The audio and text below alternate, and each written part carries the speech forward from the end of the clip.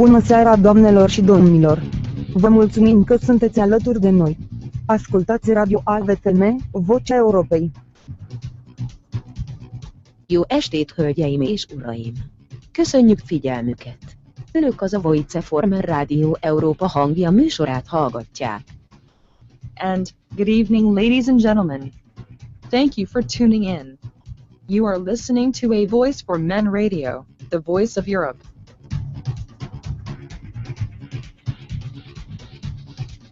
A Voice for Men is the flagship of the men's rights movement. And this show is probably the only one at this point addressing the issues concerning men and boys at a European level. If you ever thought that there's something wrong regarding the state's approach to men and their issues, this is the best place to start. This is the place where feminism gets to be called out on its lies and propaganda, and the state is invited to get out of people's lives. Please consider visiting avoiceformen.com and see how the truth in action sounds like. We are here and we don't plan on leaving anytime soon. And now, Lucian Vâlsan shall bring us on today's topic. And we're back. Greetings everyone. Jon Gunnarsson, broadcasting from Cluj-Napoca, Transylvania. As always, alongside with me is Herr Jon Gunnarsson, broadcasting from Deutschland, and our producer James Huff, broadcasting from the United States. Greetings, gentlemen. Hi there, Jon. Hello there. How's it going? It's going just fine, except for the bloody weather, which I could probably describe as winter go home, you're drunk. No joke.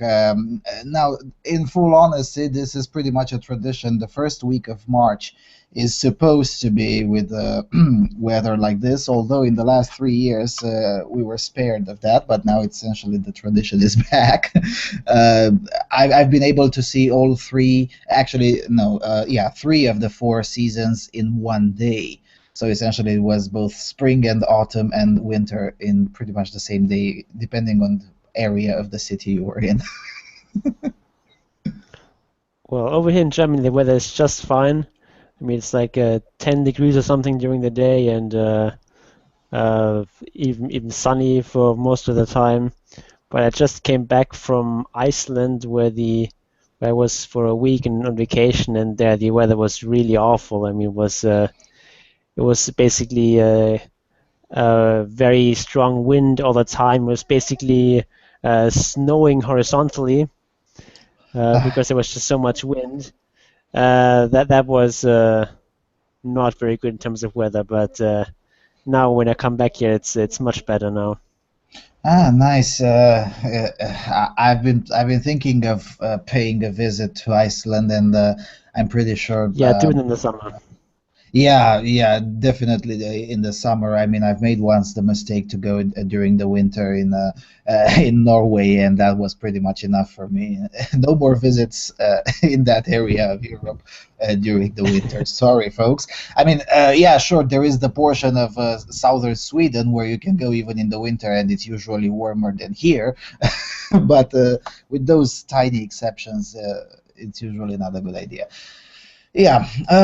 Okay. Well, in this case, well, I guess we have the topic of conscription, which hopefully will consume during the second hour. And until then, let's try some news. You are listening to AVFM Radio, the voice of Europe. This is the news.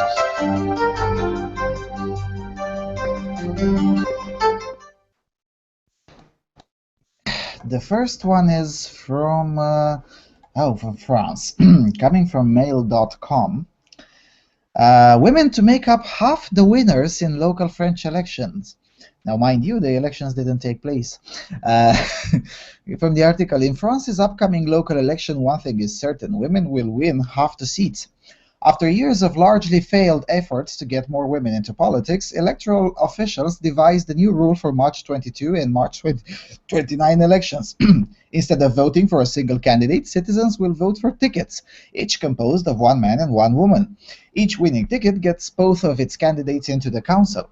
The new system will change the face of the councils, where currently only 16% of the members are women. Most members are white men over 60.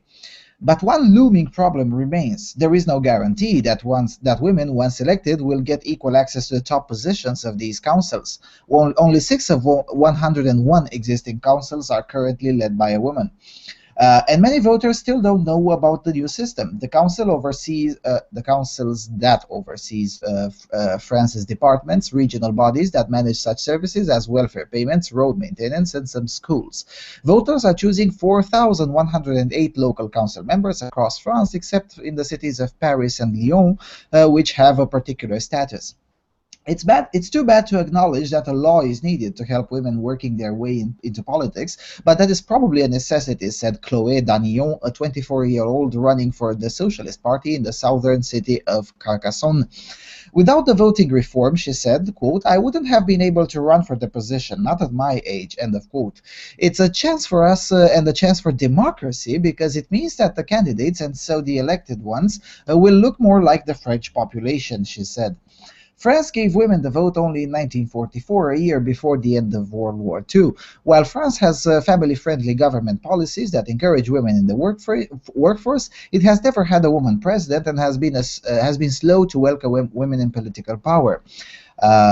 Christine Lagarde, I guess, doesn't count. Anyway, no fewer than 9 laws regarding gender parity in politics have been passed in France. God, this article is awful. In recent years, yet only a quarter of parliament members are women. Camille Holbeck, a 25-year-old socialist candidate in Bordeaux, noted that political parties, quote, had to find new faces, end of quote, in order to be able to compose the new tickets. And on those tickets, it is often the man who is representing experience and the woman youth and renewal, she said. Female candidates report that they are often the source of surprise to the French voters, who are discovering the new voting system and sometimes mistakenly think the women are the alternate candidates instead of equal members of the ticket. Laurie Townley, 33, history and geography teacher running for the UMP party in the city of Annecy, near Alps, says the new rule, quote, is going to change quite a lot in the atmosphere in the local councils, end of quote. The challenge will then consist of not being stuck in the functions traditionally attributed to women, such as social activities and youth policies, as opposed to oversight over finances, usually given to men, she explained. The High Council of Equality between Women and Men, a government-sponsored body, called last week for all political parties to promote better power sharing between men and women. Romain Sabatier, the council's general secretary, told the Associated Press that the body would study whether the campaign is truly equal, asking questions like, is the man more often in the foreground on the election posters? Do both candidates have an equal speaking time during political rallies? We cannot accept such obvious inequalities in positions of power anymore, said Sabatier. What? I mean, what? Yeah. Do you know, I mean, this reminds me, and I know some people will say, oh, here it goes, Lucian again. Well, it's true. This reminds me of the Socialist Republic of Romania, and I'm not joking at all. Right before we shot Ceausescu, thank goodness for that, there was a local election in 1988, yes. And in 88, it was essentially this system, in which the lists of candidates had a mandatory quota of an equal number of men and women on the list, and only a pair number could an even number, sorry, could be elected. So essentially, if one list got 35% of the votes, and that would have mean 11 candidates to get into the council, it would have had to be rounded down or up to 12 or 10. So in order to ensure perfect parity of results. But that was under Bolshevism. I mean, such stupidity is quite understandable under Bolshevism. In France, no. I mean, I can't have empathy for such a system. I mean, to be fair, France does have a socialist government, so... Yeah, but still, I the mean, they election. even call themselves socialists, so Yeah, yeah, and kudos to them for their honesty. But no, seriously, I'm not joking. Just like I'm not joking with Sweden, where I appreciate the fact that they call themselves the Red-Green Alliance, which pretty much spares me of the trouble to explain what a watermelon commie is. yeah. But no, in full honesty, yeah, okay, France has a socialist government, but it won't have a socialist government forever. I mean, Francois Hollande is at the popularity of an all-time low. In fact, these elections are pretty much the elections in which the socialists have a strong chance of getting themselves a new all-time low record. So, no, seriously, what the hell?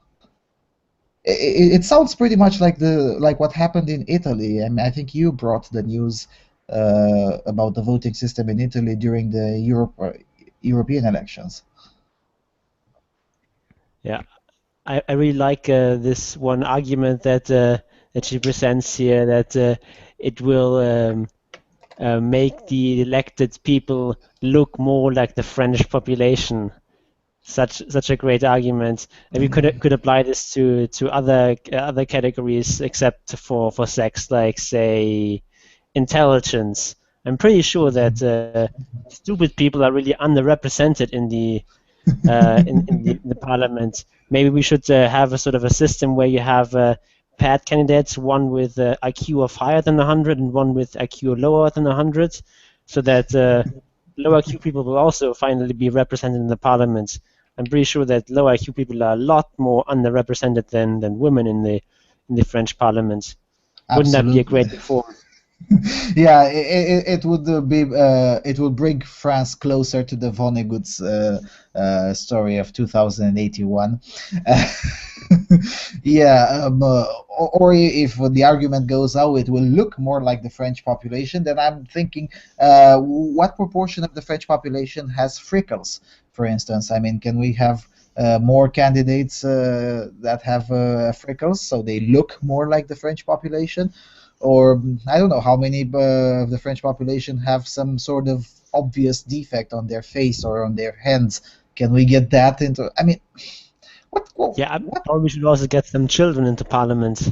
Absolutely, absolutely. And I mean, some really old people, like who are really old and sick and just have to lie in the hospital beds and just vote from there. yeah, we're joking here, but seriously, this is a worrying trend. And mind you, France is now probably the most radical in this. But it's not the first one. You wrote an article, Jon, about how Germany is trying to, or at least some portions of Germany are trying to introduce similar things. Italy already tried it last year in the European elections. This is a worrying trend, in my opinion. I mean, if you purport to believe in democracy, well, I don't, so I guess I don't count. But if you purport to believe in democracy, wouldn't it be fair to just, I don't know, run for office and may the best candidate win? Is it really that radical to say this today? Apparently it is. Amazing. Because that's an obvious inequality. Yeah, and on the other hand, I like their argument. Well, this time it will look more like the French population, which essentially pretty much is the social justice warrior argument, which is also used in many universities. We care about diversity, but diversity in how you look, not diversity in how you think. So Yeah. if we can have, I don't know, 30% of the student body to be, I don't know, Indian or African, even though the total population of Africans in that respective country is 1% or less, that's fine. We have diversity, yay! But they all think the same. Well, but at least we have diversity. Seriously, that's how faculty members are arguing in Uppsala in Sweden. So. Yeah, and I mean, we even have pretty convincing evidence, at least from an American study, that people are discriminated based on their political beliefs. Like people in American universities, at least where they studied this, openly admitted that they would discriminate against conservatives. Yeah. You saw that Duke lecture, didn't you? Yeah. If people openly admit this, then probably the discrimination that goes on for all sorts of ideological issues it actually goes on is much greater. Yeah, and the chat room discrimination against women and so on is very, very weak in comparison. Yep.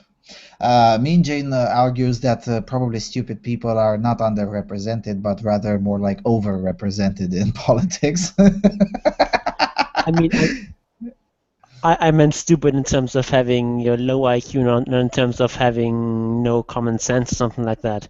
I mean, politicians, they do things that are bad for their country, but they're not stupid. They're really intelligent in exploiting public opinion and manipulating people and so on. It takes a lot of intelligence to be a good politician. Yeah, but fair enough. It doesn't take a lot of prudence or common sense or something like that. Yep, true story. Another G says, well, but political parties are divisive too, not just gender lines. So what if we just put every candidate of every election on one ballot and voting for one? Votes for everyone. Then everyone is a big happy family with no losers. Just don't give them ideas, another J, please, please. I could totally see Frost doing this. I guess this was the system in DDR. I mean, it was essentially one political party and votes for everyone.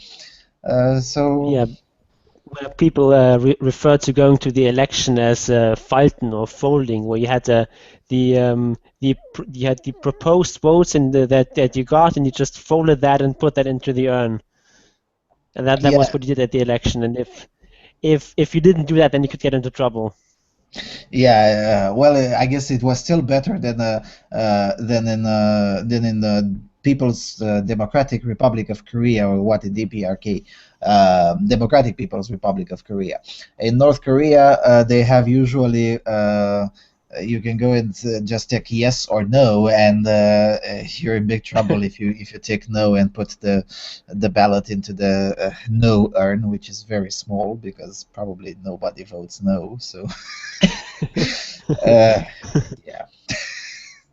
Amazing. Oh, we'll see how this turns out, which I presume it will turn out quite badly, because the moment, I mean, this isn't even democracy anymore. This is just a mockery. Okay, let's go to the next one. The next one is on a similar topic. Yes, this is from the Tagesschau, which is part of the state media. And it's called Milestone or Fig Leaf. In France, Italy, Belgium, and the Netherlands, the women's quota is already a reality. Now the Bundestag has passed this law. To the last minute, the quota was hotly contested. In 2001, then Minister of Family Christine Bergmann of the SPD failed in her attempt to introduce an equal rights law for the private sector. The resistance of business organizations was just too great. In 2015, Bergmann's successor and fellow party member Manuela Schwesig seems to have better luck and greater perseverance. Now the Conservatives and Social Democrats have agreed to the, quote, law for the equal access of women and men to leadership positions in the private sector and in public service, end quote. For this result, Schwesig accepted several last-minute changes, but the core of the law and its core demand remain. The provisions of the law include a women's quota of at least 30% in the supervisory boards of publicly traded corporations with full co-determination of the Works Council, beginning in 2016. This affects about 100 big companies such as Allianz, Lufthansa, Telekom, and Volkswagen. Skipping some passages here. Companies that are either publicly traded or subject to mandatory co-determination have to present their own goals for increasing the proportion of women in the leadership by the 30th of September. This includes the Supervisory Council, the Executive Board, and management as a whole. Once declared, a goal may not afterwards be lowered. The plan is that the companies will fix deadlines for the fulfillment of their goals and give a report after implementation. This is one of the most recent changes. Originally, the proposed law had demanded a yearly report, but this was rejected as being too bureaucratic. For this group, which includes about 3,500 companies, the law does not include any sanctions. For supervisory bodies in which the federal government is represented with at least 3 seats, there will be a women's quota of 30% beginning in 2016, and beginning in 2018 a quota of 50%. Originally, this 50% would have applied to all leadership bodies in the public service. After substantial criticism by jurists and concerns over constitutionality and compatibility with EU law, the Grand Coalition had changed the relevant passage. However, the federal bureaucracy as well as the medium-sized companies need to do their homework and to develop goalposts for increasing the proportion of women at the leadership level. At the same time, men should also be helped if they are, quote, structurally disadvantaged, unquote. The Greens demand that the government drop the plans for a, quote, men's quota, unquote, completely. She didn't know any sector of work in which men were structurally disadvantaged, said the Green politician Renate Künast. Die Linke joins in this critique. In the view of Die Linke faction chairwoman Karen Lai, the proposed law doesn't go far enough. It in no way represented a, quote, great advance, but stagnation at best, end quote. And the article goes on a bit after that, but I think we sort of get the gist. It's basically an article where everyone is in favor of this quota. It's just some people just think we need even more quota, and we can even see this in the title. You know, milestone a fig leaf. So is it a great advance, or is it just only a fig leaf that covers up the horrible inequality and doesn't do nearly enough? It's not an advance. It's a backwards system. Yeah. I mean, what is the business of the federal government of Germany to tell Volkswagen who they should have in their boards? I mean, yeah, okay, they're publicly traded, so freaking what? It's still a private company. Yeah, but this sort of troglodyte, reactionary, Neanderthal kind of laissez-faire thinking is just no longer en vogue in Germany today. I mean, look, Telekom Deutschland or Deutsche Telekom already isn't that great. Have some of their members be elected by, been nominated essentially by force, because let's make it clear, whenever you put affirmative action, you're going to get incompetent people. It's just the way it is. I mean, Norway has experienced this, Sweden has experienced this, the United States in the universities have experienced this. I mean, how many more examples of failure do they have to exist in order to be perfectly clear that such a policy is just not working? Not even for the purported objectives of those advocating for it. It just doesn't. Yeah, but in the view of those advocates, these policies have not failed. Like further down in the article, which I have omitted here, they praise the women's quota that was introduced in Norway in, what was it, 2010, or was it even earlier? Even earlier, in 2010, I think they abolished it, or something like that. No, in 2012 they abolished it. But yeah, I mean, they praise that system. Well, maybe they should ask the women themselves in there, who will tell you everything you need to know about the golden skirt syndrome. Seriously, this is how it's called in Norwegian politics and business, the golden skirt syndrome. And it's nothing sexist in this. It's just how the policy actually worked in reality. It was a total failure.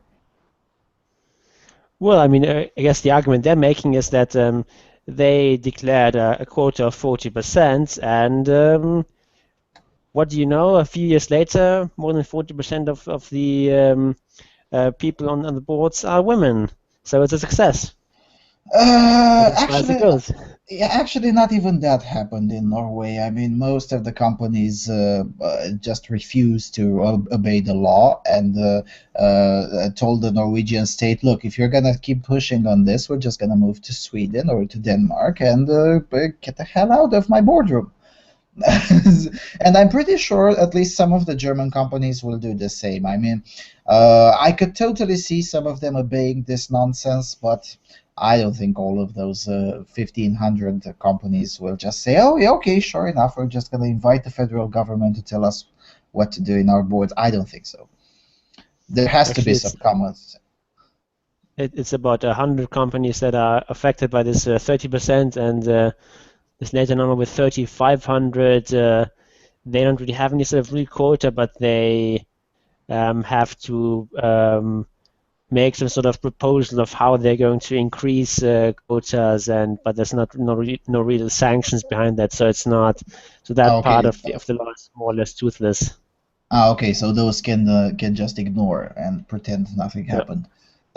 Yeah, okay, so only 100 companies. Yeah, but it's 100 companies that together represent how much of the German economy? Because these are big I don't know, companies. but a pretty substantial part, yes. Yeah, I mean, I could imagine Allianz and Deutsche Telekom and Volkswagen together to have some significance in the German economy. Amazing. Yeah, it basically affects almost all the big corporations in Germany, but still, I mean, it's only the supervisory board, which is not as important as the executive board.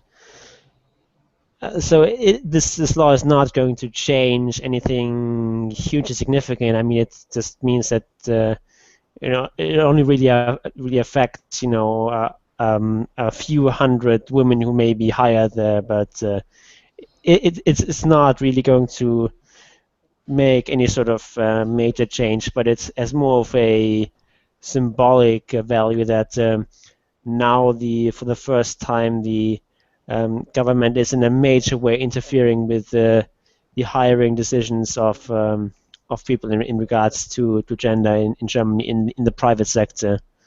So Okay, it's important in fair enough. that area, and there may be further laws down the line which apply these sorts of quotas more broadly. Yeah, that's exactly my fear. I mean, I'm arguing the principle here. I mean, yeah, okay, let's suppose, yeah, okay, this one may not affect too many companies or whatnot, but it opens the floodgates for more Yes. for more governmental intervention. And even if it's gonna only affect a few hundred individuals, there will still be a few hundred of women who will going to be employed without actually deserving to be there. They'll be solely employed because they were born with the right set of chromosomes. I mean, Well, I don't not know. solely. I mean, it makes for women there, it makes it a little bit easier to get into those positions, but I mean, it's still going to be really hard to get into those top positions, even if you're a woman. It's just not going to be quite as hard as if you're a man. Which is which pretty much Yeah, makes which is of course bad, but it's not like they will just hire complete incompetence there. And I mean, it's not the end of the world, but it is definitely really bad. yeah, it's the beginning of the end of the world. Yeah. Okay, let's go to Beginning this. of different apocalypse. Yep. It's the economic apocalypse which looms over the entire European Union. I can hardly wait for that to happen, and it will. Okay, let's go to the next one. Okay, this is I guess a follow-up on a story we had 2 weeks ago from staffslive.co.uk. Students to vote on controversial men's rights forum at Staffordshire University. Students will vote on whether a controversial men's rights forum should go ahead at Staffordshire University in Stoke-on-Trent. Student Vasha Datu posted a proposal to create a society version of the forum on the university's student union Better Staffs Forum page. but members of the Women's Network led by Fiona Wood caused a storm when they protested against the plan. Union bosses organized a private meeting between the two groups to try and resolve the dispute, but this broke down.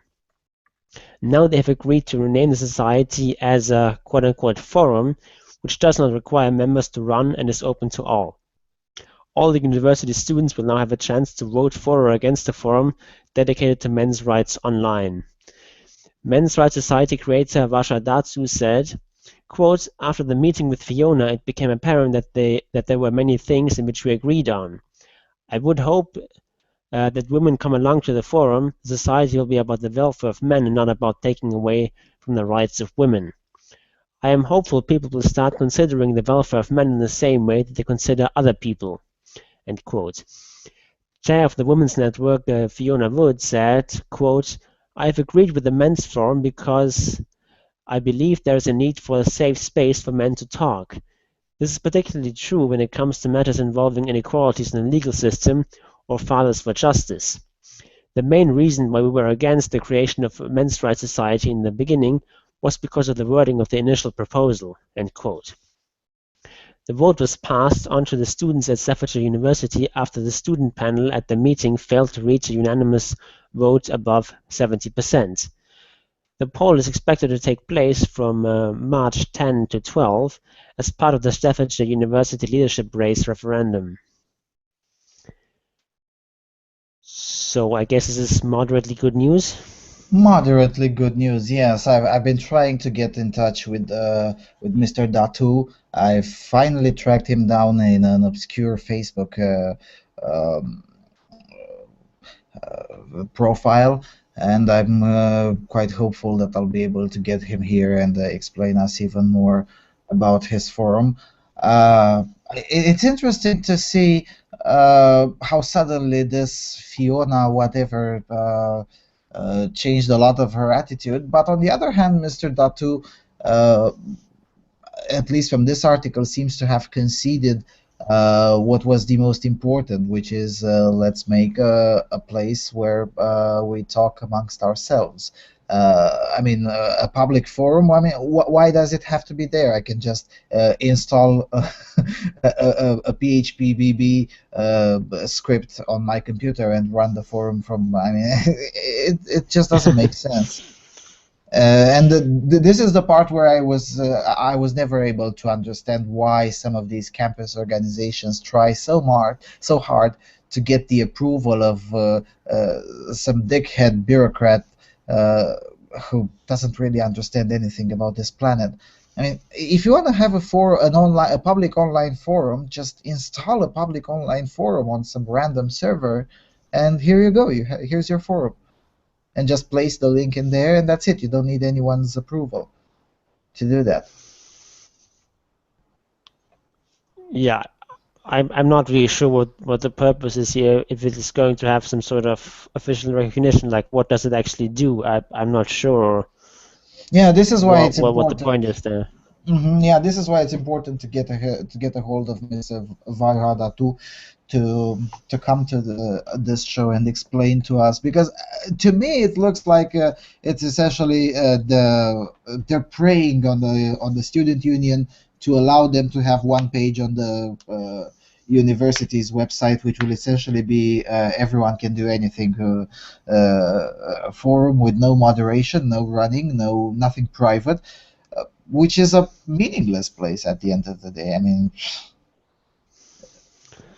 yeah, it can be easily trolled, it can be easily false flagged, it can be, and no substantial talk whatsoever can take place in such a space. I mean, I fail to see the purpose.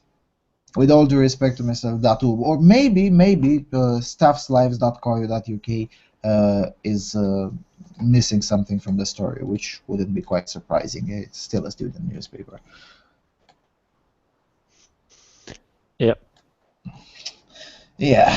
Okay. Oh crap! The next one is gonna be a nightmare for me. Okay. Let's go to the next one. Coming from Blitz.rs, RS coming from Republika Serbia, or the Serbian Republic. Mihailović promijena definicije porodice za što svih žena. Mihailović changed the definition of the family to protect all women. The president of the coordinating body for gender equality of the government of Serbia, Zoran Mihailović, believes that due to the increase of domestic violence that has been noticed, the definition of the family, the criminal code, should be amended to protect all women, both married and unmarried, and the bullies to end up in court. In 70% of the cases, a suspended sentence is handed and no follow-up, Mihailović said in an interview recently. Mihailović believes that the data on violence against women is devastating because the criminal policies, because the policy of services is well intended but not best applied, especially when it comes to missing victims of violence or those who require safe houses or they call to the SOS helpline. Violence against women must be stopped. In 2014, 27 women have been killed since the beginning throughout the year. We can no longer sit back and wait for us to repeat the situations. These were our sisters, our friends, our neighbors, or some of them we didn't know, but we talked about their destinies in the media, said Mihailović, who is also the deputy prime minister. Now, mind you, Serbia has a population of 4 million or something like that, 5 million, and their murder rate is 2 times lower than my own country. So 27 women have been killed in 2014. Well, yeah, that's tragic, but it's not a national crisis. Sorry. Anyway, back to the article. It was added that because of this situation, and because of those situation that could identical situation that could occur tomorrow, the rules and the definition of the family in the criminal code must be changed to comply with the definition of the family law, which purports that all women are protected regardless of the fact of whether they're married or related to their aggressor.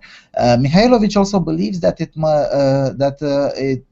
an active work is needed to change people's minds. Quote, "For years we are exposed to economic difficulties that lead to social and cultural misery and alienation of people, but it doesn't give us an excuse for inaction. We must all together work to change what has almost become a model of behavior and stop the violence," the minister said categorically.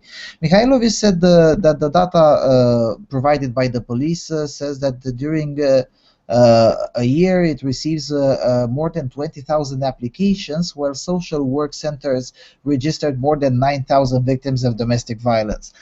That's a long story to explain those numbers, but essentially Google for the article "Domestic Violence Scandal in Serbia," written by me 2 years ago, and it will explain to you why those numbers are there and why they're inflated and how they get inflated. Anyway, back to the article. Every 5th woman is hunted by a family member who can be a current or a former partner, and the victim can repeatedly report to the police, but the aggressors generally receive only a warning, and the procedures are lengthy and there is no legal aid for victims.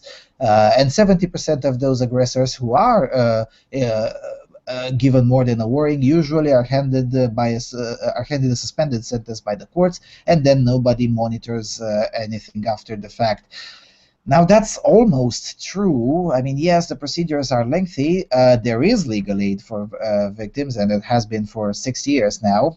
But, well, he's just a deputy prime minister of Serbia. I mean, we couldn't expect them to know the law.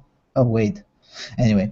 The last paragraph. "So it is no surprise that women give up and suffer violence," concluded Mihailović, and stressed that it is aware where she lives, there is what she calls Russian prejudices, which discourage women to report violence and encourage them to fight for themselves in the same way that she will fight for their right to have a dignified and economically better life. Now, the number of falsehoods in this article is just too damn high. If you look in the comment sections, commenters have posted there that, well, for starters, there's a law quote, I think it was in the 4th comment, which says essentially, well, the law protects people from violence from any person they they're in a relationship with, and this can be essentially anyone, including those in gay relationships, which is important for a country like Serbia, which is quite. I mean, gay relationships are quite frowned upon in Serbia, and this is not something extremist to say; it's a fact. Essentially, what we have is a deputy prime minister and the president of the coordinating body for gender equality just lying. I mean, almost everything it is said here is just not true. Amazing. Yeah, I'm very confused. Like, why do they need to have to redefine the definition of a family? Like, what does domestic violence have to do with that? I mean, yes, violence is already illegal. Yes, well, whether it's part of a family or not. Let me tell you, in here, just like in Serbia and just like in most of Europe, there is something called the criminal code and the civil code. Now, in Eastern Europe, with the exception of my country and Poland, all the others still have the identical civil code that they used to have back in communism. And back in communism, the civil codes of the Eastern European countries, all of them began with this. The state protects women and their children, something like that. So essentially, the family was first and foremost defined as women and their children. Now, this has been abolished in Poland and Romania something like 10 years ago, but everyone else still has that definition on the books. And what this minister is saying is that family relationship should also be redefined in the criminal code in the same manner, i.e., only women and their children can be victims of family violence. Now, in Serbia, just like in my country and just like in most of Eastern Europe, actually, family violence is defined as violence of a family member against another family member. So it's essentially a gender-neutral definition. And this minister says, no, let's change that and let's make it in accordance with the communist civil code and essentially redefine reality. Because actually, because 27, and also it says 27 women were killed in 2014. That's true, but that number doesn't. That number does include all murders. So essentially, if for instance, there was a case with a woman who stole stuff from a corporation, and her boss, who also was a woman, killed her for that. So, I mean, that number includes all murders, not just domestic violence-related murders. Yeah, and also how many men were killed in the same period? Probably much more. Yeah, at least 4 times more. But again, I'm saying this, the total number of murders. I don't know how many men were killed in domestic violence-related incidents, but neither do we know how many women were killed in such incidents, unless we take the file for every single case and just count them manually. The whole thing is just a clusterfuck. And this proposal, I regard it as quite dangerous, to change the criminal code to say, oh, only women and their children can be victims of family violence. That's not something I would like to do. No.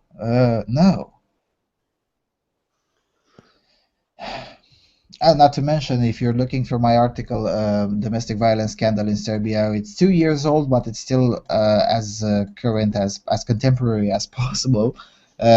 If you're a man victim of domestic violence, a whole range of problems appear that don't apply to women at all. For instance, until last year, it was illegal to apply for legal aid as a male victim of domestic violence because the forms were written in a gendered language, which only include the female gender. What a surprise! So even if you had even if you had beyond all reasonable doubt proof, such as a court order or something, that you were a victim of domestic violence, you still couldn't get aid because, well, you couldn't just fill a form using female gender nouns with a male name. You just couldn't do that. It's not legal. Yeah, shows once again that this common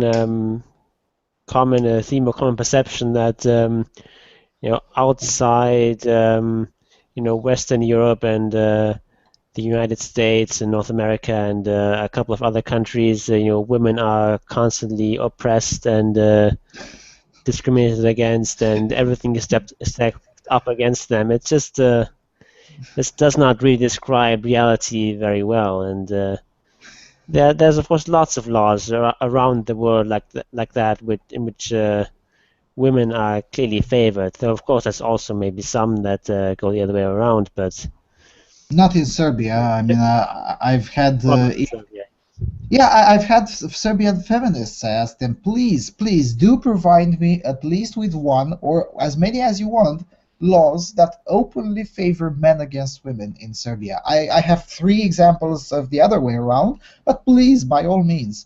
It's been a year since then, and the last time I heard from one of them was a month ago. Said she's still looking. So yeah, I'll openly contend that such laws do not exist. Yeah. And as speaking of Eastern Europe and the oppression of women, if you look on the Eurostat website, where it's essentially all the statistics of most of Europe, you'll notice that the so-called gender pay gap is smaller in most Eastern European countries, and which makes the feminists' head boil because now they can't explain how. And they're still wondering, but why is this? I mean, how could in Sweden be the gender pay gap higher than in Serbia or in Croatia? I guess because a lot of these people are sort of positively inclined towards socialism, they could maybe say that this is sort of lingering results of socialism having, promoting sort of a more equal relationship between men and women. My guess is that this is what they would come up with. Well, some of them have failed to come up with even with the bollocks reasons, such as like that one, and they still hate me when I told them, well, it's the taxes, stupid. But yeah, anyway, let's go to the next one. Okay, and this one is especially stupid. It's from the local.es. Zuckerberg, get off my nipples. Femin. Activists with radical protest group Femin demonstrated at a mobile conference on Monday against Facebook for its quote-unquote machismo attitude in censoring the group's topless photographs. 3 women staged the protest in Barcelona outside the Mobile World Congress, the world's largest exhibition for the mobile phone industry, where Facebook founder Mark Zuckerberg was set to give a talk.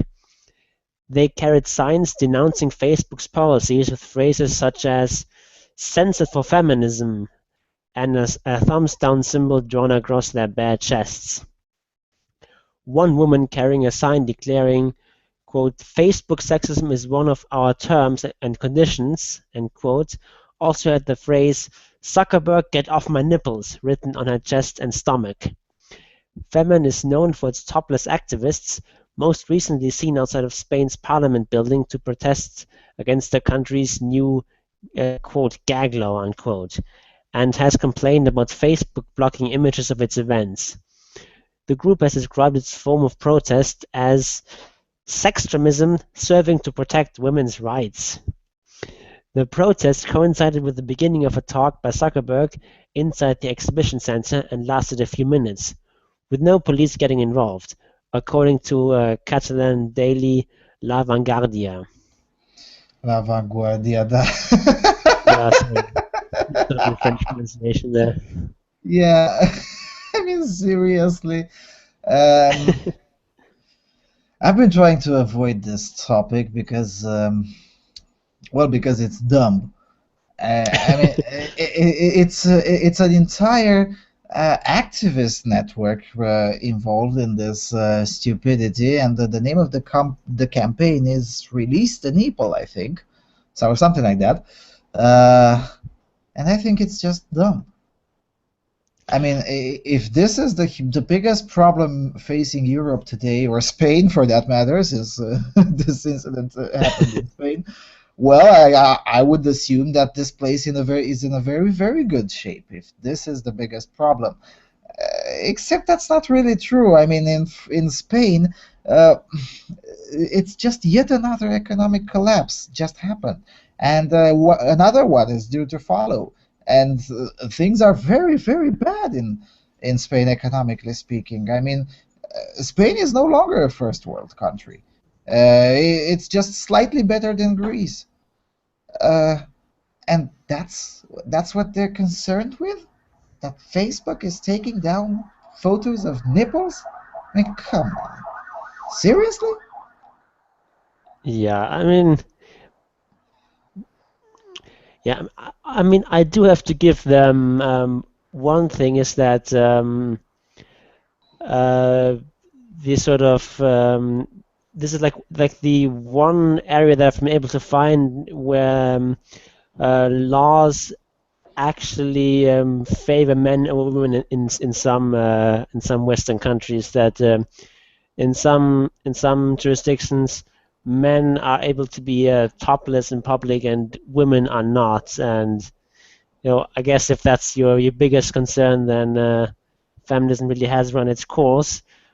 But this is like pretty much the only legitimate complaint that feminists can have as far as the laws are concerned Yes, today in the yes, West. but okay, fair enough. In some jurisdictions, that is indeed true, although not in all of them. But they're not complaining here about the law. They're complaining Yeah, about of course. a policy of a private organization. I mean, you don't have an unalienable right to use Facebook. You just don't. I mean, using Facebook is a privilege, not a right of anyone, not just feminine organization. Yeah, of course. I mean, yeah, I mean, of course, you can still criticize a company for doing that, and you can say that their their their rules are stupid or unfair, whatever. But and I don't think that I don't know if they just want to persuade Facebook or whether they want to seek some sort of legislative solution or something like that. But I don't know. The whole thing is just stupid. Yeah, that's what I'm saying. That's why I kept avoiding the topic because it's just dumb. I mean, uh, oh, boo-hoo! The Facebook doesn't allow you to post your tits. Okay, so I mean, I can't get myself to have empathy for such a cause, like at all. Yeah, and it's not like there aren't any places on the internet where you can post your nipples. Yeah, go to Tumblr. Seriously, I'm not joking. Tumblr allows BDSM and hardcore pornography, so I'm pretty sure they will allow nipples. Uh, Go ahead. Tumblr is a competing service, and if you really really want to use both of them, just put your tits on Tumblr and put on your official Facebook page a link to that page, and that's it. There you go. You get to have your Facebook audience see your tits without breaking any policy. I mean, come on. Yeah. Okay, let's go to the next one. Coming from Norway. And it's long. Ah. Convicted of perjury in a rape case and still gets compensation. Coming from NRK.no. A woman who last year was sentenced to 30 days suspended sentence for perjury in a rape case will still get criminal injuries compensation of over 150,000 norske kroner. That's 17,600 and something euros. So that's a pretty substantial amount right there. She filed a complaint against a rape complaint against a former colleague following an event at a work party in 2012 when she claimed that she has been raped. But the experienced judge essentially disagreed. Now the matter has taken a new turn. She fought and received approval from the Criminal Injuries Compensation in Vardo, which will award her compensation for her ordeal. I'm glad for it, but the amount is not good enough. For me, it's good that I have been believed and received it in writing from an important body in Norway, said the woman in her 20s to the NRK. The man she reported was arrested by the police in Oslo, but the case was quickly dismissed. The woman was instead prosecuted because she lied during interrogation and proceedings and withheld vital information. Last year, she was sentenced to 30 days suspended sentence for perjury. But the Injuries Compensation Office believes it is clear her complaint is clearly substantiated, and she has indeed been a victim of rape. After an assessment of the case documents, the office finds that the claim is clearly substantiated and that the applicant has been indeed the victim of a rape, says the office. This is absurd. The explanation that can be given is that in the criminal injuries compensation case, the case has been admitted because there are no strict rules of evidence, as it's the case in a criminal case. There's nothing unique that the injuries compensation awards winning in a dismissed case. There are a few such cases. We use a standard, and here it goes. We use the standards of preponderance of evidence, whilst in the criminal cases it is the beyond all reasonable doubt standard of evidence, says Marit Jon, the director of the Criminal Injuries Compensation Board. Attorney Morten Grönvik defended the man who was accused and said this is difficult to explain to the client. This is absurd and wrong.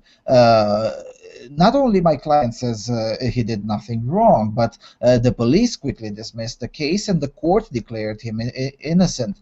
And now the matter is finally behind him. And now the matter comes back and he finds it insulted that some believe that he has indeed committed this, now that the Injuries Compensation Board asserted something else. The woman's lawyer, Haldis Vinje, now requires the police to resume the investigation because, the criminal,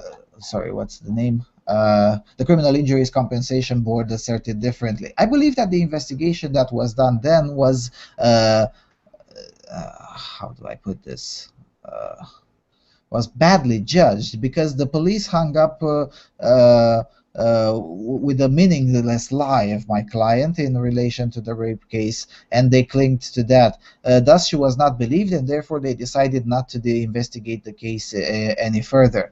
Oh, so a meaningless lie, something like the event took place somewhere else, something like you were in a consensual relationship. Yeah, a meaningless lie, I know, yeah. Anyway, the case was investigated as we investigate any other case. It was also investigated even after we discovered that she submitted a false testimony. But it's clear that the assessment of the evidence is correct, and what she testified in the court and in our documents was just untrue, says Bite Brich-Sand, the chief prosecutor of the Oslo Police Department. So essentially it's yet another case of believe the quote-unquote victim despite anything. And as you were saying in the past, Jon, damned if you do, damned if you don't, the taxpayers still lose. Yeah, this is really strange that he's declared innocent first, and then he still has to pay and so on. That yes, there's a difference between. He won't pay. The taxpayers will pay. Oh, sorry, I misunderstood that. So she gets compensation from. Yeah, she gets compensation. Yes, from the Board of Criminal Injuries Compensation. it's an institution in Norway which essentially deals with this. It's pretty much like in England. You know, in England, if you file a rape case, then you can ask for compensation essentially from the taxpayers for something like up to £10,000. And if the allegation turns out to be false in the court, you don't have to pay the money back.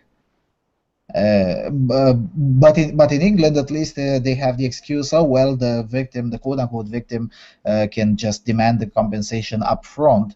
But in this case, the victim did not demand such compensation, went into the court, lost her case beyond all reasonable doubt, and then filed for compensation and was awarded. Which pretty much tells me that I don't know. I mean, what is the standard of evidence of that particular body that can award compensations? Yeah, I guess they use preponderance of the evidence, which, I mean, maybe that's not too unreasonable, but you know, if you don't want to create really bad incentives, then you also have to have some sort of system where she has to pay if she loses according to preponderance of the evidence, because otherwise that sounds like a pretty exploitable system. Yes, and also the preponderance of evidence standard may be good, fine and dandy when assessing, I don't know, parking tickets or speeding tickets. But in such sensible criminal matters, I don't think that's reasonable at all, especially considering that the individual filing for compensation already has a definitive court decision that says the applicant is just wrong. Well, no, it doesn't say that she's wrong. It just says that she isn't certainly right. Well, so you know, there's a probability of, you know, less than, I don't know, 98 or 85% or whatever they're using, that that her claim is right. Which doesn't mean it's wrong. Yeah, well, it means to me, but that's a different story. I mean, this kind of, as you said, it creates bad incentives. I mean, if this was possible, then everyone who lost their case, so even in other matters, not just matters of rape, I don't know, let's say theft or burglary or whatever, everyone else who lost their cases in court can now just go and demand compensations. And I'm not sure that's a good thing to do. I mean, and especially given that the taxpayers pay for it, so essentially the government doesn't have such a big incentive to fight it in court. Yeah. Also, this compensation that says it's 150,000 krona. What is that in euros? Or 17,600 and something euros. That's a big it's like not a huge amount of money, but still pretty substantial. Well, 17,000 euros. Now, okay, Norway is a rich country, but it's still it's like half a year of work, probably even a bit more for the average person. So, not really that. I mean, yeah, it's not a sizable amount compared to Norway's GDP, but that doesn't mean too much.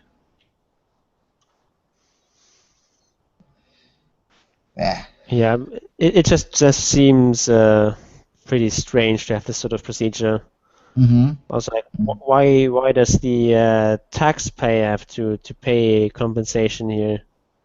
Mm-hmm. Mm-hmm. Shouldn't that be the you know, the convicted felon who does that? Except in this case, he's not convicted, so. Yeah, that's why I'm saying it's extremely strange, Go ahead. Like, I guess I would understand that if you have a system like that where you have to, where the victim gets compensation, and if the convicted felon just can't pay that money because he just doesn't have any money, then I can guess you can understand that the taxpayer would pay instead. But just to have that be, you know, the first solution is just really strange. Mm-hmm. Mm-hmm. Mm-hmm. Yes, and again, I've looked for the video report on the TV, and I was looking at the chief of the board of the criminal compensation board, and they were like, "Oh, but this isn't so unreasonable. I mean, there are quite a few cases where we did that." Well, that doesn't make it okay. Yeah. Okay, so given that we've made some experiments and playing music breaks turns out to be quite a pain in the arse thanks to Google, and their not so reasonable algorithms, I guess we can't play music breaks in a decent manner. So that leaves me with the task to develop some jingle to pass between the stages of the shows. And since I haven't designed such a jingle yet, I guess we can just do that passing right now. Okay. Mandatory circumcision. No, sorry, circumscription. Not that the other one doesn't exist, but yeah.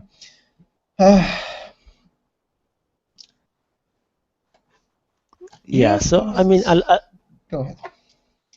A lot of people sort of say that, conscription, that's just sort of a thing of the past, it's a relic, it's not relevant, it's just something that, I don't know, some backwards third world countries do, and it's not really a real concern, but on the contrary, I think it's actually one of the greatest, if not even the greatest, men's rights concern currently. It may not be relevant in North America or in most English-speaking countries, but it is definitely relevant globally. There's many countries that still have conscription, that have compulsory military service, where young men, it's usually only men, have to serve a year or 2 years, often under pretty harsh conditions, and this is also. There's also a number of European countries that do still have conscription. So what I'm going to do is right now read a list which I hope is comprehensive of all the European countries that have active compulsory service. So the list is as follows: Armenia, Austria, Belarus, Cyprus, Denmark, Estonia, Finland, Greece, Moldova, Norway, Russia, Switzerland, Turkey, and Ukraine. So that is a pretty sizable list. And in some of these countries, conscription is, shall we say, not really vigorously enforced, like in Austria or in Denmark, for example. If you are a sort of like total objector, you don't you don't do military service, you don't do sort of alternative service for conscientious objectors either. You will probably not face any sort of criminal sanctions, but it's still illegal. So I think we should still count those countries as having conscription. Yes, because you can still be fined. Yeah, and there's also a couple of countries which have which don't have active compulsory service, like for example Germany or the Netherlands, which have sort of suspended their compulsory service. They don't really force any new people to do the military service, but in case of war, the people who have been trained in military service can and very well might still be pressed into service. Mm-hmm. And in the case of the Netherlands, they even have a sort of a smallish island called Curaçao, whatever that's pronounced, which is a Caribbean island north of the Venezuelan coast, which is part of the Netherlands and which still has conscription. Mm-hmm. Even though the mainland Netherlands has suspended that.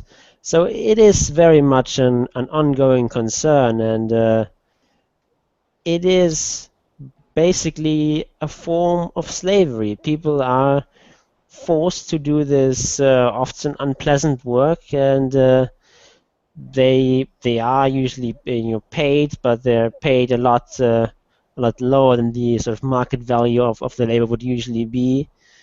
And if they refuse to do that, they are fined or put in jail.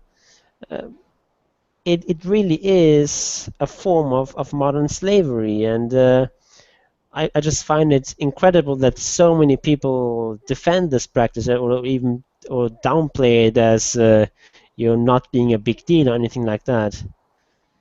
Yes, and it should also be noted from the list you've read that it's not, I mean, all sorts of extremely different countries still practice it. I mean, it's not like a Western European issue or Eastern European issue or Southern European issue. Pretty much nations from all walks of European life practice it. Also to that list, it should be added Lithuania, which essentially is bound to reintroduce it, I think, as of this September, as I wrote in my latest column on AVFM. Lithuania is going to be probably the next one added to that list. And yes, indeed, there are nations where it's not really such a big deal, such as Denmark, indeed. But there are also nations where it is a huge deal, such as Finland or Greece.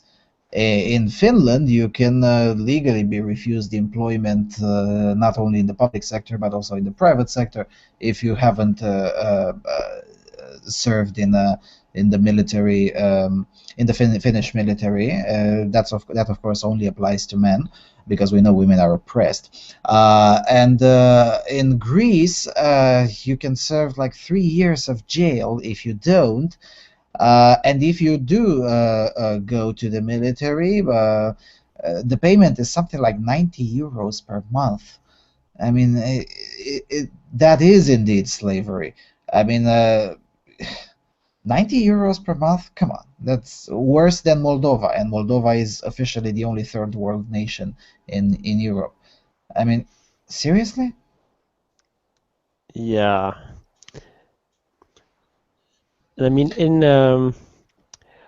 like if you look at Germany for a moment, it was only abolished or suspended in 2010, and I still had the less than good fortune of being subject to this system. I did opt for being a conscientious objector, which meant I had to do the civilians or civil service for 9 months, which, I mean, it wasn't terrible work, anything like that. I worked in a hospital, basically like pushing hospital beds and stuff like that, which, I mean, it was not very fulfilling work, anything like that, but it wasn't terrible conditions or anything like that.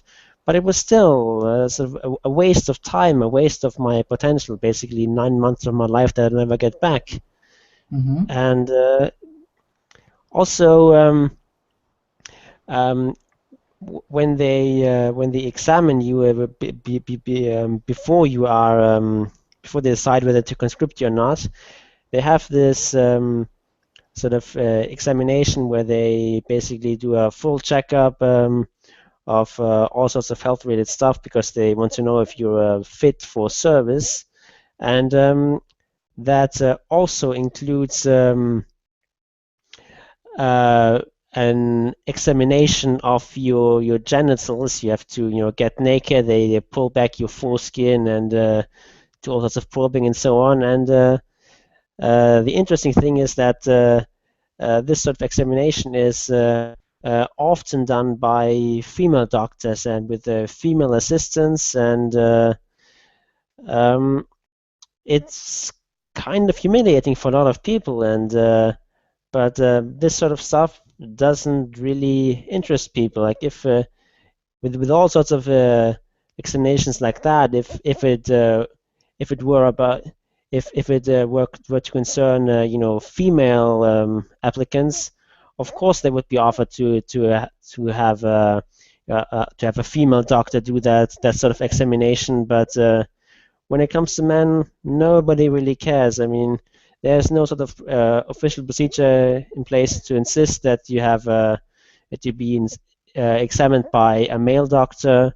I mean, presumably you could do that, but a lot of people, when you have these 18-year-old people, they're often this is sort of an intimidating situation when you're there, and a lot of people don't sort of they don't dare to demand that they be examined by a man, and even if they do, it's not guaranteed that that this sort of request will be granted.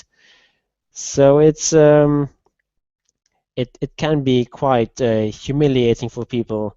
I had the fortune that that in my case it was indeed a man doing the examining, and we sort of went behind a sort of curtain so that the female assistant couldn't see what was going on there. But that was basically just good luck on my part. Mm-hmm. Mm-hmm. Yeah, I mean, as you were talking about your experience, I was thinking about an article that I adapted, essentially, first time wrote by Joachim Ramsted in Swedish, and then adapted to various other nations. In many countries, there is explicit legislative requirement that when such an exam is needed for female applicants, regardless of whether it's military or other business, even private, that a female doctor should be available if the applicant requires so. Whilst the other way around, as you say, there is no such thing. In many other places, and I presume that was the case in Germany as well. As you said, you could require it, but that doesn't mean it will happen. Yeah. And yeah, I mean, as you were talking, I was just thinking, reverse the sexes, reverse the sexes. What would be the outrage if such treatment would be applied to women? I mean, the whole continent would burn in flames. I mean, you would see marches on the streets, and you would see famine coming in and protesting the humiliation, and yada yada yada. Amazing. And again, as you said, in Germany it may not have been that bad, but in Finland, for instance, conscientious objection is more like a legislative gimmick. It doesn't really apply whether you want it or not. You're going to do military exercise in the middle of the bloody winter next to the Russian border. And that's not something anyone would want to do. And it goes even further in Greece, because you're going to do peacekeeping and guarding on the many islands that Greece has, and which indeed you're not in an immediate danger. But imagine having to stay outside and pretend to guard something for 1 year or 1 year and a half at 60 degrees in Celsius. And if you want to go even more extreme than that, you can go to, let's say, India or Iran, where guarding the border is one of the main duties of the conscripts, where not only you have to stay outside in extreme heat for a long period of times, but you're also in sort of a danger. I mean, in India, you have to guard the border with Pakistan. And whilst the Pakistani government would never initiate aggression against India anytime soon, Pakistan still has guerrillas in that area. So it is a reasonable argument to say that, well, some of those conscripts are in danger. And indeed, a few of them do die yearly. We never hear about that because, well, India is a big country, so nobody cares. Oh, and then in the great Islamic Republic of Iran, if you want to leave the country, you can either be a woman of 18 years old and you can just leave the country whenever you feel like, or if you're a man, well, you'd better serve 3 years in the military before being allowed to leave the country. Same goes for Finland, by the way. Under pretty miserable conditions too. Mm-hmm. And same goes for Finland. I mean, in Finland, if you don't come at the first scheduled meeting with the conscription office, immediately an arrest warrant is issued. And if they can't find you in Finland, sooner rather than later, an European arrest warrant is issued. I mean, Finland was at one point, 4 years ago, the main user of the European arrest warrant. It wasn't Britain, who has terrorists to hunt down. It wasn't France. No, it was Finland, tiny little Finland, who used most of the instrument called European arrest warrant. And lo and behold, when you look for it, it was essentially one murderer and 25 men who tried to avoid the conscription into the Finnish army.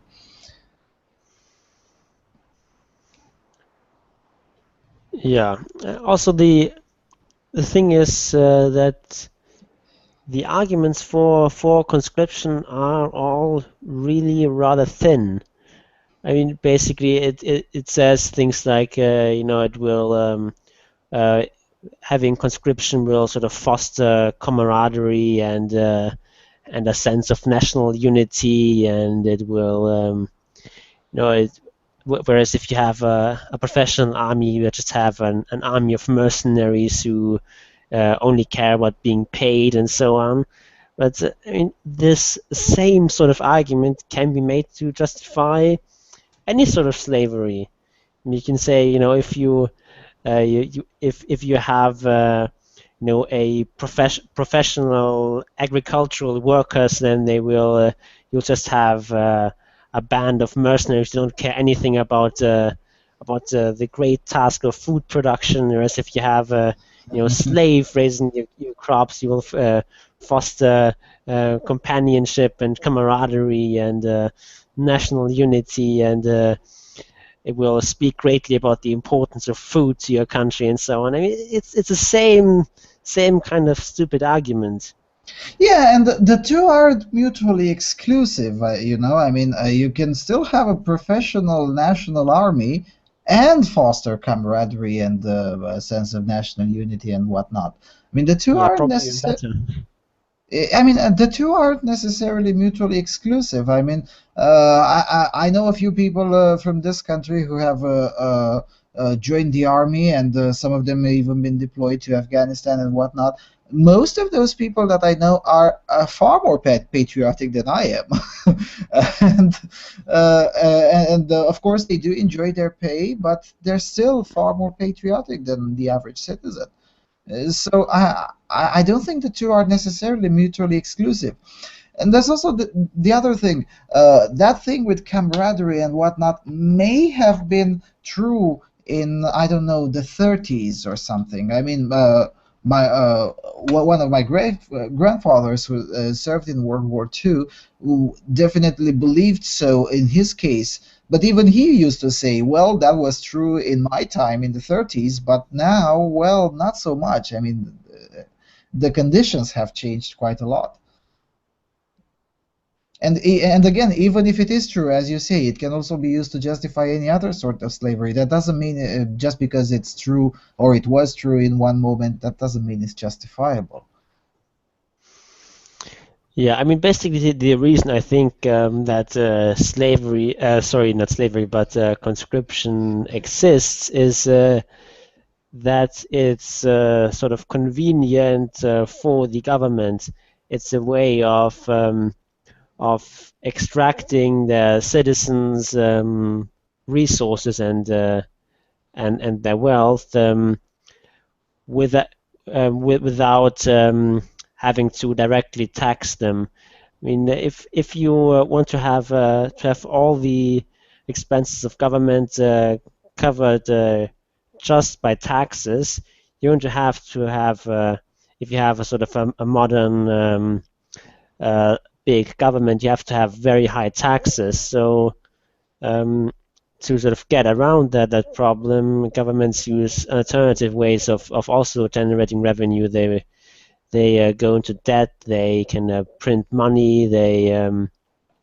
Or they can use compulsory labor, and sort of mixing all these different sources of getting resources from their citizens means that the overall burden doesn't look as great as if they would just go for one source.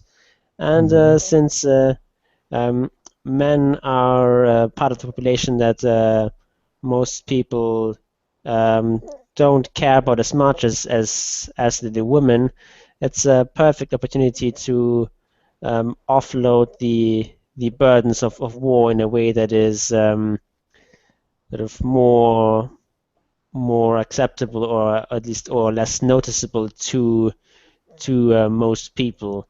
Also, it just concerns young men, and of course, young people don't have very much political power or clout, and they're not children anymore, so people don't feel sorry for them nearly as much, or they don't they're not as concerned about their welfare. So in this sense, young men are sort of the perfect exploitable resource there. Mm-hmm. Yeah, and also young men are usually at their peak in terms of how much labor can they generate. So yeah, as you said, they're essentially the perfect exploitable source. But I think that if this argument is going to ever be won, it will probably be won in this technical manner, i.e., is it really an efficient system? Now, think of me as a cynic as much as you want, but in many countries, the argument for abolishing circumscription was precisely this one. Sorry. It was essentially this is how it was won on a technical matter. Let's say, for instance, Lithuania, who is now considering reintroducing mandatory service. What are they're going to conscript, what, 3,000 and something individuals per year for 5 years, because they frame it as a temporary measure. Okay, that would be enough of a reservist army in case they're being attacked by Estonia, which is not going to happen. It's more like a burden than an asset in case they're being attacked by, let's face it, by Russia, because that's what many do expect or fear it will happen. I don't think it will, but anyway. But let's suppose Russia tomorrow or 5 years from now invades Lithuania. Their little army of reservists would be worth exactly nothing. I mean, it's and even worse, it may perform at a lower standard than a similar-sized army with professionals who essentially make their living out of defending objectives and firing weapons and manipulating technology and whatnot. Yeah, I guess it will help some in the sense that it will make it harder for Russia to conquer Lithuania if they want to do that. Basically means they will take higher losses, and it will cost them more, and basically a way of deterring Russia from attacking. Whereas if Russia actually commits its full force there, of course Lithuania doesn't have any chance. But yeah, I guess it will help some. Yes, but think about it this way: the nature of war has changed quite dramatically in the last couple of decades, or in the last 3 decades. We're no longer in the 30s when we do territorial invasion and we march along, and it's no longer that deal. War doesn't work that way anymore. And essentially, in modern warfare, what you need a large number of troops is essentially occupational troops. After you conquer the city, you station a few units in there to maintain that territory. But it no longer works as it used to. Oh, James, you have more military experience than both of us. Please do feel free to chip in. 3,000 soldiers over 5 years. That is an abysmally small number. The only use that would have is against their own population. That's a fair point. Because if you take a look at the number number of soldiers they intend on having compared to their own population, not as compared to an invasion force. Really, that's all I can think of. They're expecting something from the inside, and they want to have the people set in place to push against it. You may be more correct than you think. They could be afraid of something like what happened with Ukraine originally, where they had dissidents there, people who sympathized with Putin's regime. Rumors have it were even planted within the country before tanks or whatever started rolling in. That would be really the only reason why you would pull such a small number for the population size. Yeah, that is indeed a fair point. I mean, one of the analysts on the Telegraph made the absolutely excellent point of saying, look, Putin is not going to invade Lithuania. That's just not going to happen. But if he were to make a move on Lithuania, it will definitely be along the lines of some Russian speakers in Lithuania want to secede a portion of the territory, or they consider themselves oppressed by whatever. And that's how it may occur. And if that happens, yeah, I guess this is a fair point. A reservist army of 15,000 over 5 years, it's more than enough to suppress such an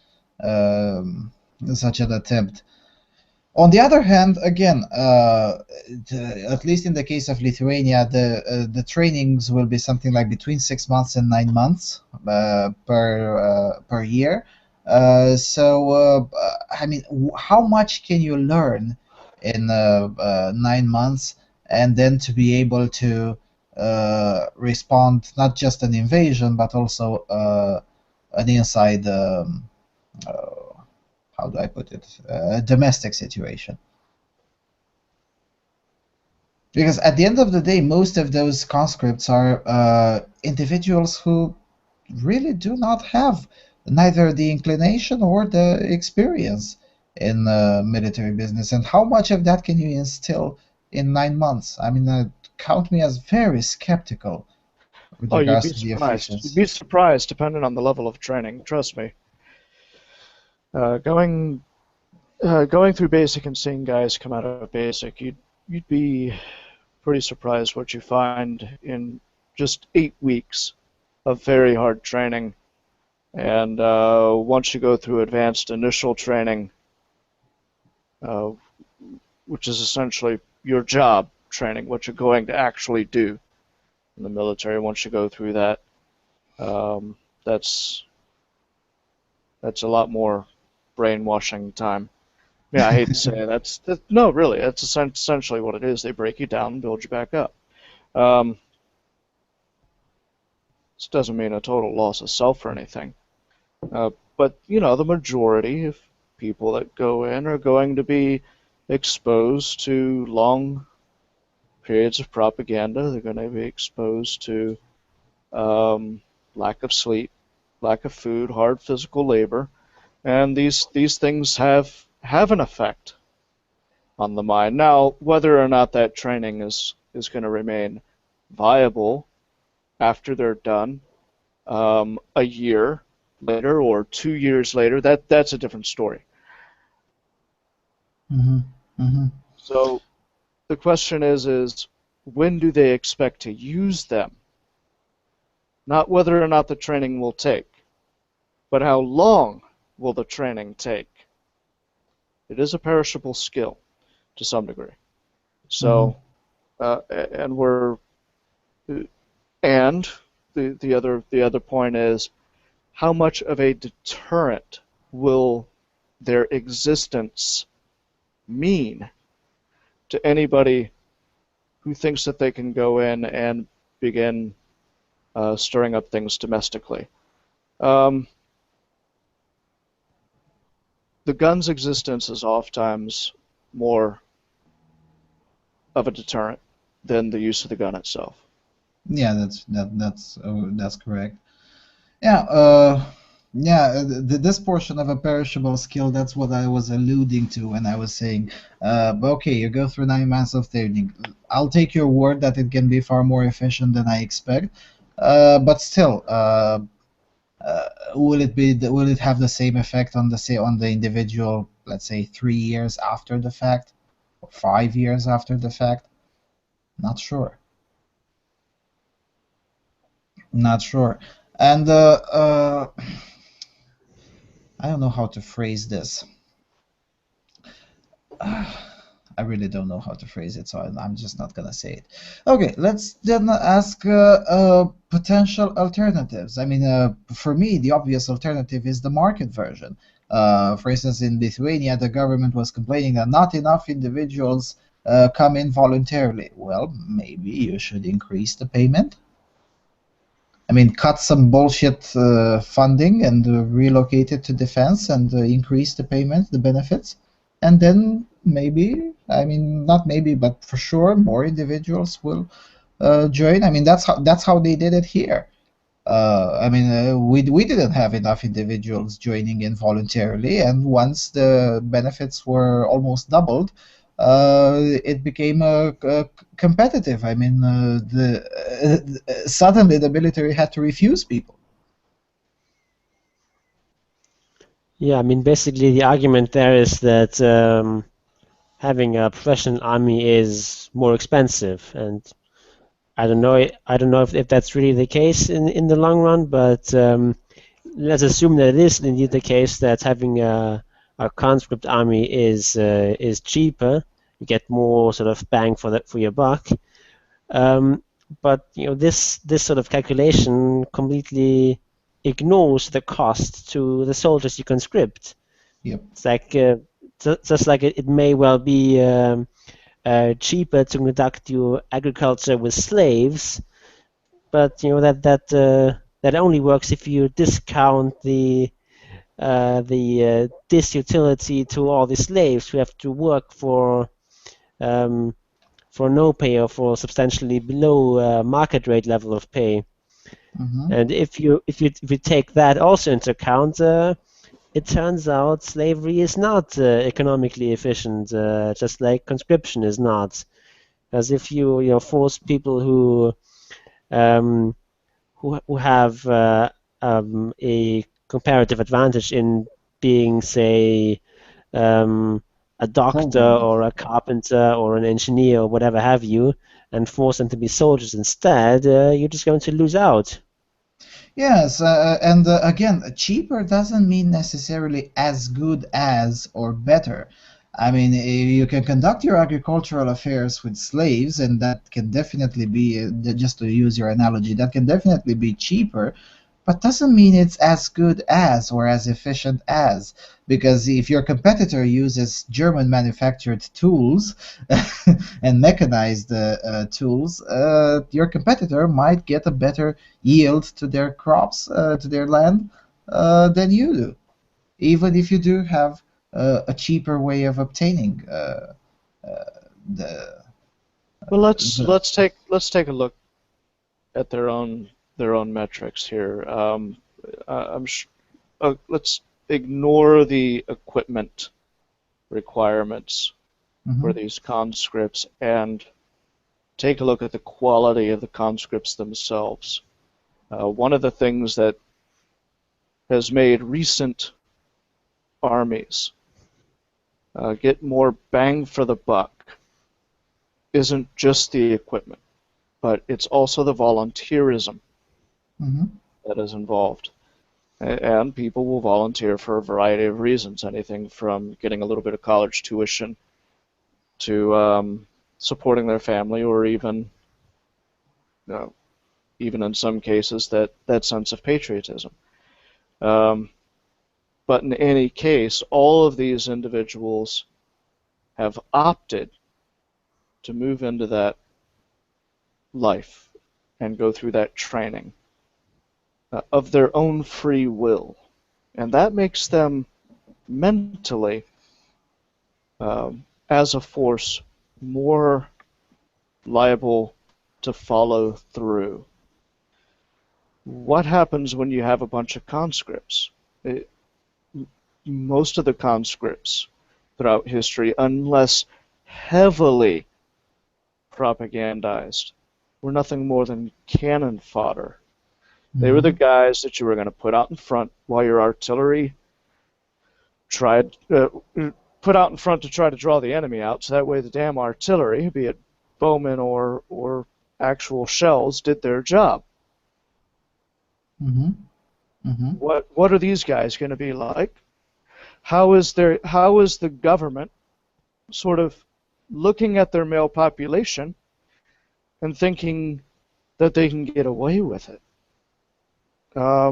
Insofar as how their culture is set up, have they even considered that, the metric of measuring the psychology of their young male population enough to say we can have an effective fighting force of conscripts?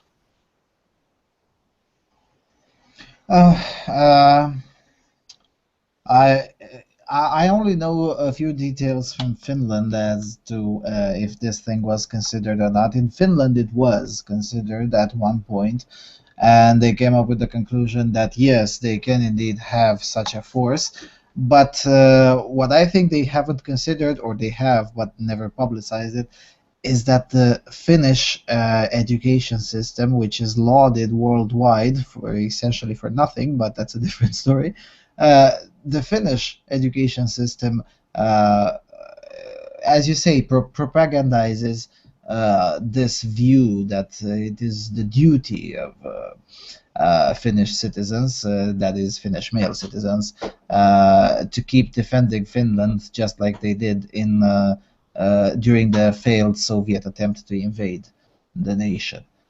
And to the extent of, I mean, until recently, that kind of deal worked to a decent extent.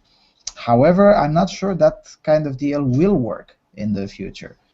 Because, well, unlike the 80s, individuals no longer take their information first and foremost from school or from the university. And in Finland, just like everywhere else, there is such thing called the internet, where you can get all the views. Yeah, there's also a problem here is what conscription does to war and to people and to the way people think about it.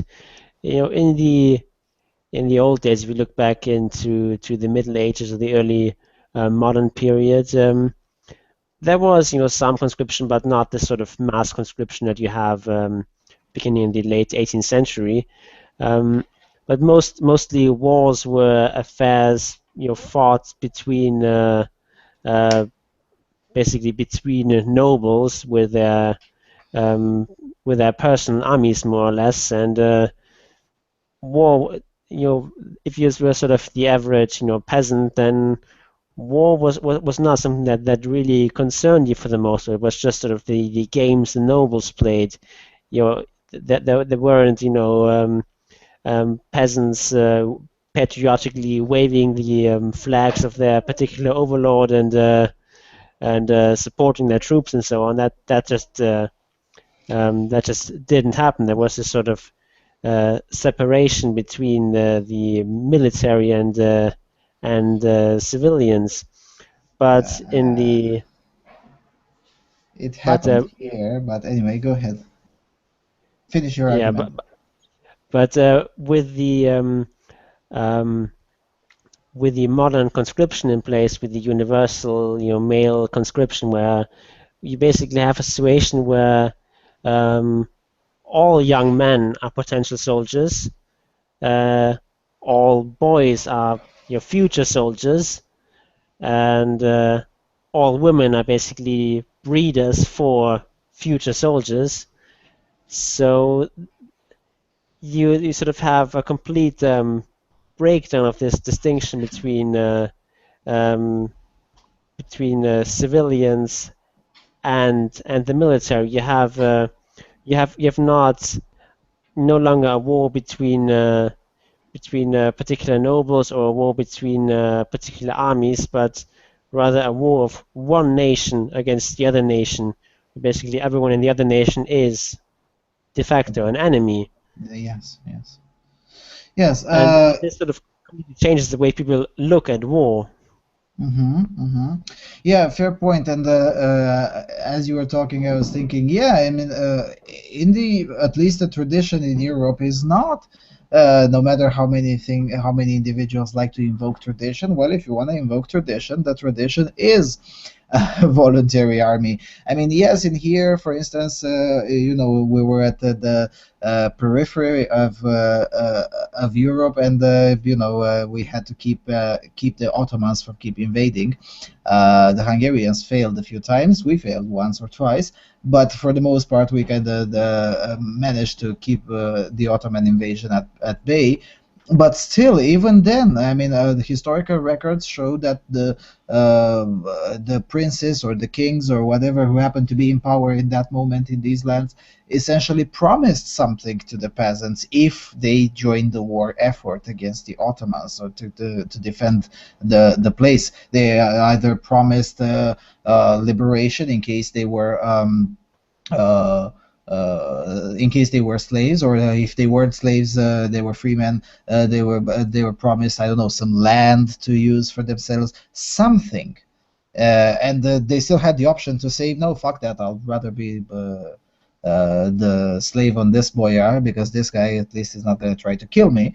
I mean, that option was still there, and up until World War II, actually. I mean, in this country, World War I, which was a success, was entirely volunteer. The king promised and delivered his promise of allocating land and some businesses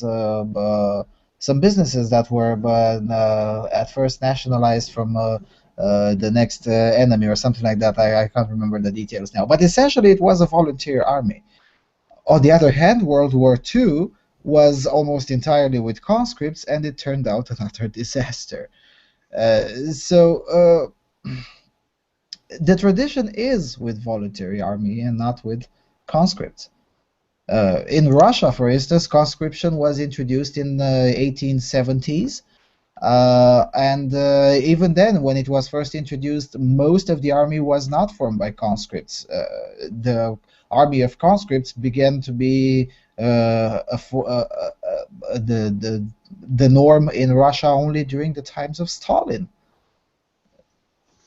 Yeah, I mean, conscription in this sort of modern sense of mass conscription is really a pretty modern phenomenon. It really only took hold starting with the French Revolution, so that's only a bit more than 200 years ago. Yes, and in many places it started even in the 20th century. For instance, in Britain, I mean, World War I was also fought with the volunteers in Britain. Now, admittedly, some of those volunteers were shamed into enlisting. See the White Feather campaign, but still, it was a volunteer effort. I mean, it's not a tradition. Okay, we have 13 minutes left. Let's try to ping pong some alternatives. I mean, of course, the obvious alternative would be to just abolish it. But given that that particular argument is not yet politically feasible, are there any other alternatives to alleviate the problem without outright abolishing it?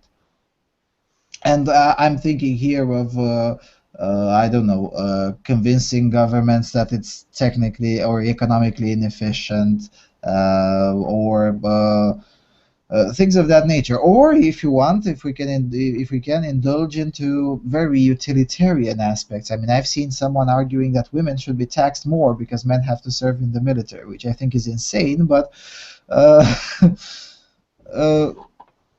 are there such alternatives feasible anywhere? Well, I don't know if it's really so unfeasible. I mean, many countries have in the last couple of years abolished or at least suspended the military service. So I don't think it's very very unfeasible. I think it's definitely an achievable goal. I mean, not everywhere. I mean, you're not going to get I don't know, Iran to stop conscription anytime soon, or even a place like South Korea or something like that. Mm-hmm. But I mean, in countries like Austria or Denmark or Estonia um, or Norway or something like that, I do think that it's a very achievable goal to abolish military service, or at least to suspend it, as was done in Germany or in the Netherlands, for example. Mm-hmm. And it's also And the thing called de facto abolition. I mean, in Estonia, for instance, the law is in the books, but almost none of the members of the Estonian military are conscripts.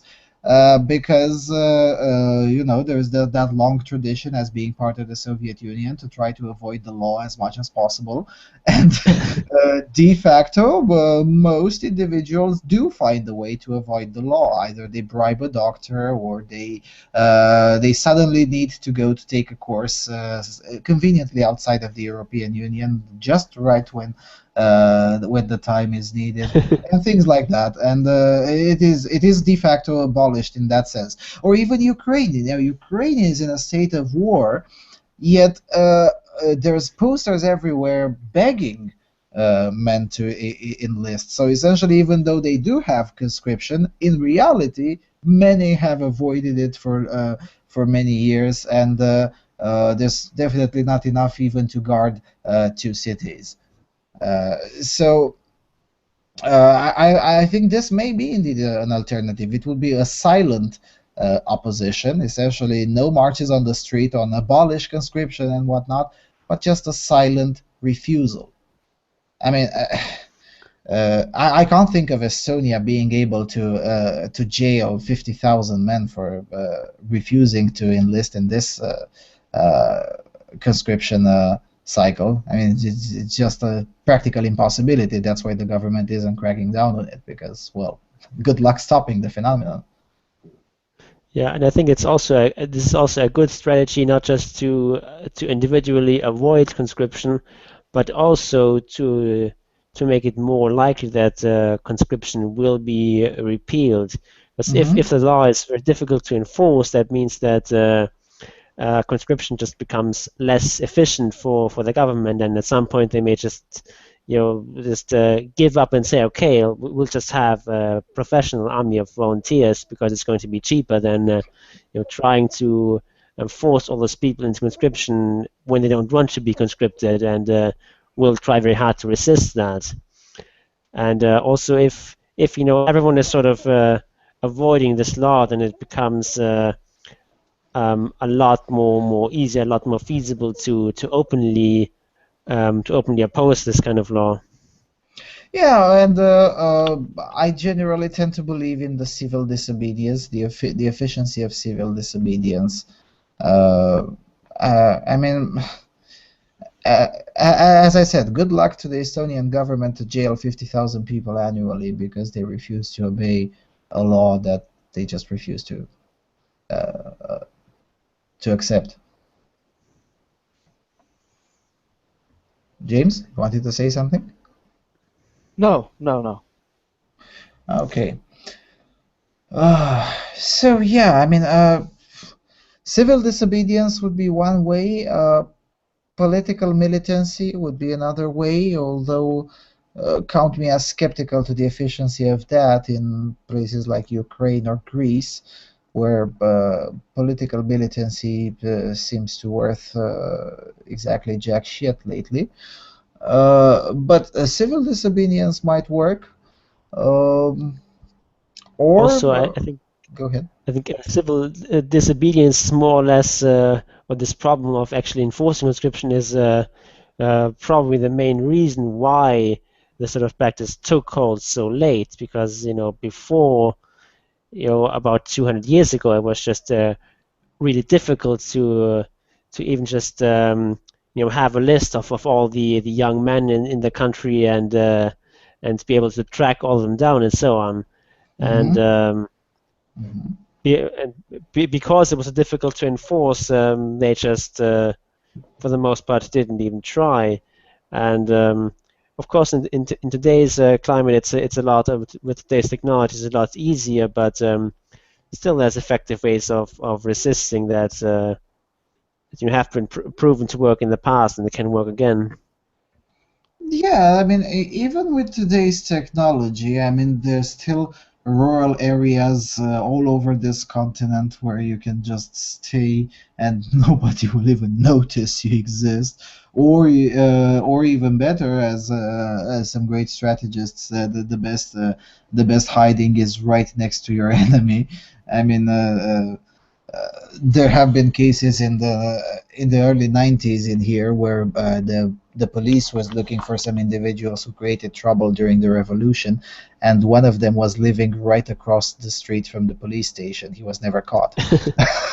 I mean, he talked about that years after the charges were dropped. The charges were dating from back in the communist regime, and the years after the charges were dropped, he came out and gave an interview and said, I was living right next to the right across the street from the police station. And he even provided pictures with the policemen who were equipping themselves to go look for him around the city. And I mean, he was definitely living there. So yeah, I mean, there are still very efficient ways, even with today's technology, to just avoid it. And I guess that should be the conclusion of the show: practice civil disobedience, because in this way you're not harming anyone. And in most of the countries where this is still an issue, at least in Europe, you don't even have to break the law. What do you mean by that? Well, for instance, in Lithuania, let's say this thing comes into place. Well, in theory, it is illegal to try to avoid it, but in practice, nobody can stop you from leaving the country because, well, Lithuania is in the European Union and there are no border controls. And all you have to do is just take the bus till Poland, and then from Poland come to Hungary, and from Hungary nobody will even give a damn about your age, and you can take the plane and go wherever you want. For instance, that's one alternative. Another alternative is to just go to Russia, for instance. I wouldn't recommend that, but still, it's an option. And it's not costly. And you don't have to break the law. I mean, you're not breaking any law whilst doing so. Yeah, though of course having to leave the entire country is also not something that is very easy, and you have to break off all your contacts and so on. That's it depends on it depends on the country. In the case of Lithuania, which is a tiny nation, leaving the country is something like a daily business for most of the population. So yeah, I mean, it really does depend on the nation. Now, definitely, if you live in Oslo, it's a little bit more complicated. But if you live in Lithuania or in Estonia, well, not so complicated. Yeah, but what I meant is like you have to uproot your entire life to go live somewhere else.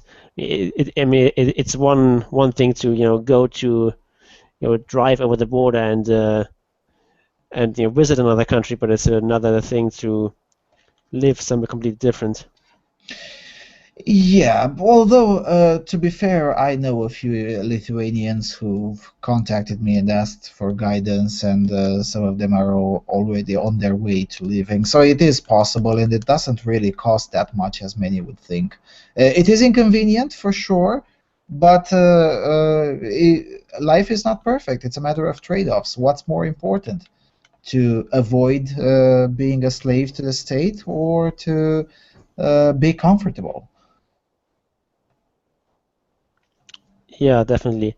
But I also think that we do need to push for this sort of argument. I do think it's useful to classify conscription as slavery, as because that makes it a lot more obnoxious in the eyes of many people. It's not just this sort of quaint, old-fashioned thing that we still have around because it's traditional or something. Like the Yes. way that a lot of people view it, for example, in Switzerland. Hmm. But it is a form of modern slavery, and Yes, it and should be and abolished. it pushes people to think. I mean, I'm evaluating the success of calling circumcision mutilation. It forces individuals to think, and the same goes with mandatory service. It should be named more often with its more proper term, i.e., slavery. It forces individuals to think. And one more thing, even though we might get to 1 or 2 minutes over time, I have to repeat your argument from your column from last year, Jon, your column called Conscription and Slavery. Uh, Please, please, for everyone listening, stop going with this nonsense. Oh, but we should, in order to be equal, we should just include women as well in the conscription. No. The solution to slavery is to abolish slavery, not to extend it to more people. I mean, if I wouldn't want to go through that, why would I want other people to go through that? I mean, whatever happened to do unto others what you wouldn't do, what you would do to yourself? Yeah, I mean, this is really my problem with the whole notion of equality. Yeah, Equality is not a sufficient condition for justice. it's Maybe a a necessary means. condition, but it's not a sufficient condition.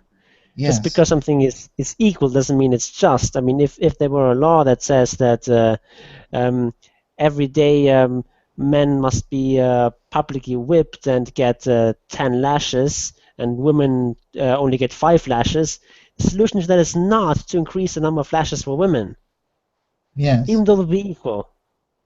Yeah, yes, yes. As I say, equality may be sometimes a means to justice, but it's not an objective per se. A law that becomes equally wrong to everyone is still a law that is wrong. Yeah, okay. And with that being said, I think we can safely attempt to finish the show. I think we kind of exhausted the topic, which I'm glad. I don't think we have forgotten something, and if we did, we're just gonna mention it next time. Next week we will be here. No more breaks this time. So next show Friday, March 13. Oh my God, it's gonna be Friday 13. Lo and behold, all the Oh my superstitions God. coming in. Yeah, oh my God, it's gonna be a terrible show. I can already think of that because it's gonna be on Friday 13th. No, just joking. Well, we already had a show on Friday 13, didn't we? Oh no, Yeah, we actually skipped that one, I think. we skipped it because we had a business to do. Oh yeah, by the way, this show marks the second anniversary of this. Oh wow. Yes, the first episode of AVFM Voice of Europe was on March 8, 2013. Let that sink in. Oh, was it? Was it in 13? Hold on a second. Let me. Okay. Yes, yes, yes. 2013. Yes, it's been 2 years. Amazing. Okay, and with that being said, I think we can just sign out. Jon, any final words? Take the red pill.